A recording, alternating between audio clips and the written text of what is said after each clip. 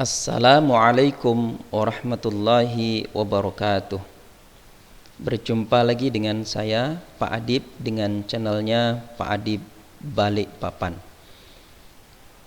Semoga para pemirsa sekalian dalam keadaan sehat walafiat dalam lindungan Allah Subhanahu wa taala.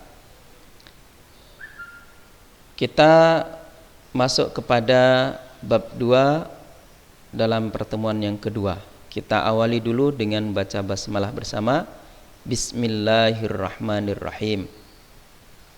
Di bab 2 di pertemuan yang kedua ini kita berfokus kepada syarat-syarat umum berbusana sesuai dengan syariat Islam dan ketentuan berbusana baik bagi muslim maupun muslimah. Muslim itu laki-laki, muslimah perempuan.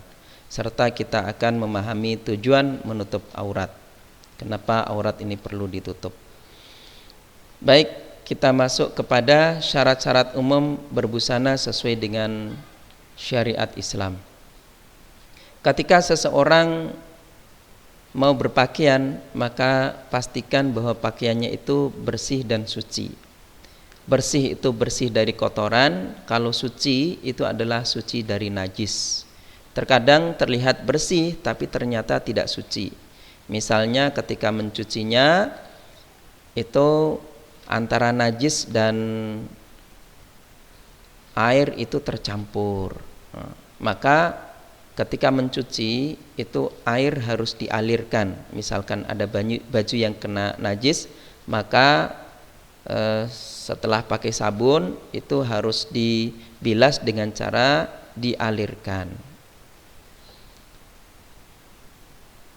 Nah, kalau pakaiannya tidak suci, nanti kalau sholatnya tidak sah. Meskipun secara terlihat itu bersih, ya. Kemudian terbuat dari bahan yang diperbolehkan. Ada bahan-bahan yang tidak diperbolehkan, nanti kita akan bahas di slide berikutnya. Kemudian tidak tipis dan tidak memperlihatkan lekuk tubuh. Jadi bentuk tubuh itu tidak terlihat dengan jelas, kemudian tidak tipis. Poin yang ketiga ini kaitannya dengan nafsu, ya. Ketika pakaian terlalu tipis, apalagi sampai memperlihatkan lekuk-lekuk tubuh, maka orang yang melihat itu bisa timbul nafsu, dan ini sangat berbahaya bagi orang yang memakai pakaian itu sendiri. Nah, selanjutnya kita masuk kepada ketentuan berbusana bagi seorang muslim. Ini laki-laki, ada ketentuan khusus, yaitu menutup aurat. Jelas aurat kita kemarin sudah bahas, aurat laki-laki adalah dari pusar dan sampai lutut. Dari pusar sampai lutut itu harus tertutup dengan sempurna. Nah, kalau yang mampu silakan bagian dada juga ditutup untuk kepantasan, untuk keindahan lebih bagus lagi. Kemudian poin yang kedua, tidak terbuat dari emas dan sutra. Ini bagi laki-laki itu haram pakai kalung emas, ya. Terus kainnya dari sutra itu haram, ya.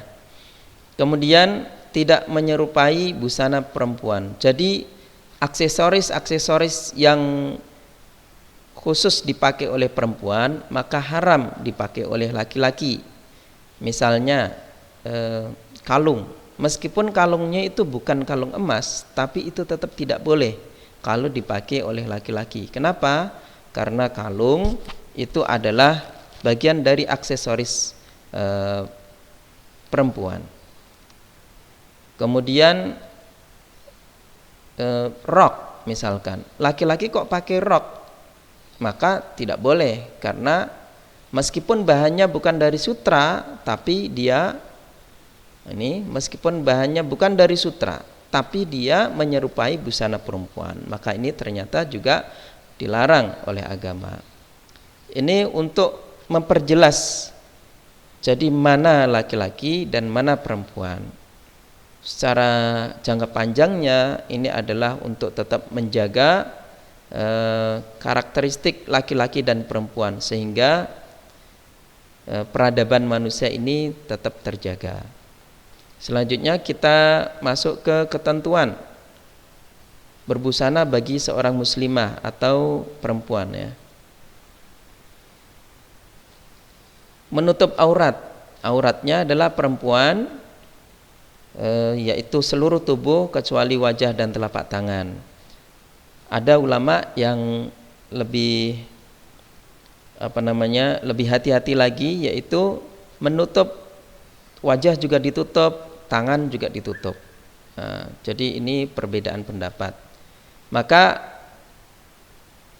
menutup aurat ini menjadi ketentuan yang utama bagi seseorang yang berpakaian.